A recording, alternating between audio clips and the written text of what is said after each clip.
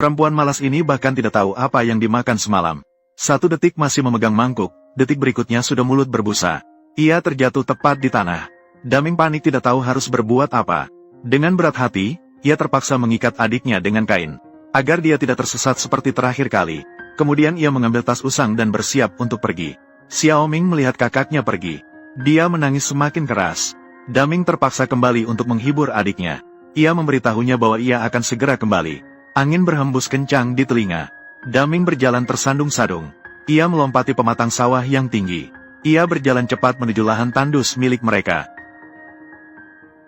Meskipun ibu biasanya tidak memperhatikan mereka, namun ada perbedaan antara memiliki ibu dan tidak. Sosok kecilnya melintas di kebun sayur. Ia mencabut sayuran dengan cepat menggunakan kedua tangannya. Tanah terpercik ke wajah dan tubuhnya, tetapi ia tidak sempat mengelapnya. Tidak lama kemudian, 1 tas sayuran pun terisi penuh. Dia menyeret sayuran yang berat menuju ke kota. Pejalan kaki menuju kota datang dan pergi. Tidak ada yang memperhatikan sosok kecil kurus yang membawa sayuran. Daming mencari sudut dan menata sayuran liar dengan hati-hati. Menunggu orang baik untuk membeli. Di matanya terlihat harapan dan kecemasan. Mungkin karena melihat betapa malangnya dia di usia yang masih kecil. Seorang pria baik hati adalah yang pertama membeli sayurannya. Setelah beberapa saat, beberapa orang baik hati datang satu persatu dan membeli semua sayurannya.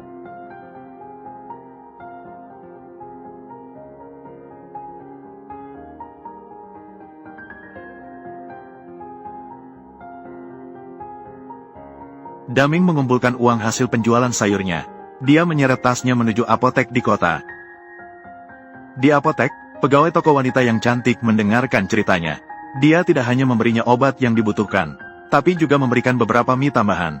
Daming menerimanya dengan rasa syukur, lalu melanjutkan perjalanannya pulang. Berlari kecil kembali ke rumah. Daming meletakkan barang-barangnya dengan rapi. Segera membuka ikatan kain Xiaoming. Kemudian mengambil obat dan berjalan menuju Mama. Dia dengan hati-hati memberi obat kepada Mama, lalu memberinya minum. Dalam proses menunggu Mama bangun, Daming tidak duduk diam. Dia pergi ke samping kayu bakar di luar rumah, mengambil kayu dan memasukkannya ke dalam tungku. Bersiap untuk menyalakan api dan memasak. Air di dalam panci perlahan mulai mendidih. Daming sambil memasukkan mie ke dalam panci dan mengaduknya, sambil menaburkan beberapa butir beras pecah untuk ayam jantan yang keroncongan di luar. Seolah-olah kesibukan ini bisa menenangkan emosi cemasnya. Tidak lama kemudian, mie sudah matang. Daming memanggil adiknya untuk datang makan. Meskipun hanya makanan sederhana, tapi pada saat ini, itu adalah yang paling berharga.